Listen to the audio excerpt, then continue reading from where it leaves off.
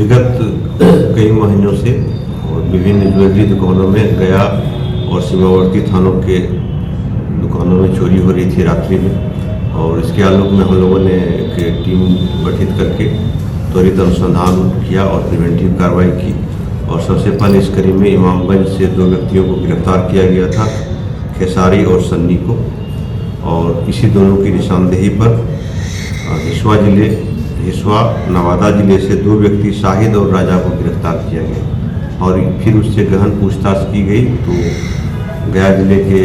विभिन्न जगहों से उसके तार जुड़े हुए पाए गए और उसके निशानदेही के आलोक में दीपू उर्फ गौतम जो मीडिएटर का काम करता है उसकी गिरफ्तारी हुई। और उसके द्वारा बाद जो पूछताछ से जब बात सामने आई कि ये लोग सुनियोजित तरीके से भट्टी में ज्वेलरी को गलाते थे और वहाँ से सिल्ली बना करके विभिन्न दुकान में ये सप्लाई करते थे। तो एक ज्वेलरी ऑनर है राजेश कुमार, वो ज्वेलरी दुकानदार है, आभूषण विक्रेता है, उनकी भी गिरफ्तारी हुई है और उनके पास से लगभग 486 केजी चांदी, सिल्ली और आभूषण के रूप में और 45,10,000 रुपये नकद प्राप्त हुए हैं। तो उनमें से कुछ हमारे प्रोसीड्स ऑफ क्राइम है जिसको कि हम लोग कोऑपरेट कर रहे हैं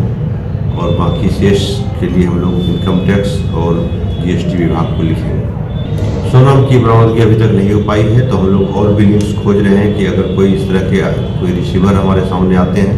तो उस पर भी हम लोग कार्रवाई करें। गया में अभी 2 गिरफ्तारी हुए हैं, एक गलाने वाले और एक जो है क्रेता। बाकी 3-4 व्यक्तियों की गिरफ्तारी हुई है जो कि गया के विभिन्न थाना क्षेत्र के हैं और उनको हिस्वा नवादा जिला पुलिस ले गई है। वो इसी उसके उनके मामला यहाँ दर्ज सभी अभी तक सो प्राप्त जानकारी के अनुसार लगभग 15-16 कांडों में इन लोगों की संलिप्तता सामने आ चुकी है और ये सभी गिरोह बना करके विभिन्न ज्वेलरी दुकानों को लूटते थे और बाद में उस ज्वेलरी का स्वरूप परिवर्तन करके वो लोग बेच देते थे। और फिलहाल उस दुकान में जितने भी आभूषण हम लोगों को मिले, चाहे रॉ मटेरियल हो चाहे ट्रांसफॉर्म करके, सबको हमने सीज किया है और उसका क्या ओरिजिन है और कितना उसमें उस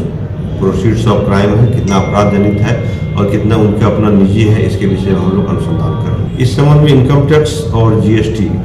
और सेल टैक्स जो भी संबंधित विभाग हैं सबको हम लोग विधिवत सूचना दे रहे हैं और उन लोग की अपनी कार्रवाई होगी। जो लाइसेंसी होल्डर है कि नहीं इसमें पता कैसे? इस विषय में डिटेल हम लोग इन्वेस्टिगेट कर रहे हैं और इसके संबंध में अलग विभाग है तो विभाग अपना छानबीन करेंगे कि क्या सही है। गिरोह में और भी कई लोग हैं जो कि बचे हुए हैं, जो कि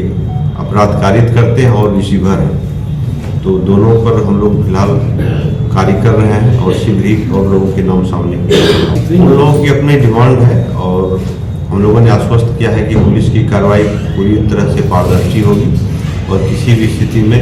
हम लोग निर्दोष व्यक्ति को या बियॉन्ड लॉ जा करके किसी को कोई प्रोसेस में हम लोग नहीं उलझाएंगे। जो भी होगा विधिपूर्वक और पारदर्शी तरीके से होगा और इसी बात पर सबने सहमति भी व्यक्त की है और सभी एसोसिएशन के लोगों ने भी पूरी सहयोग करने का आश्वासन दिया है।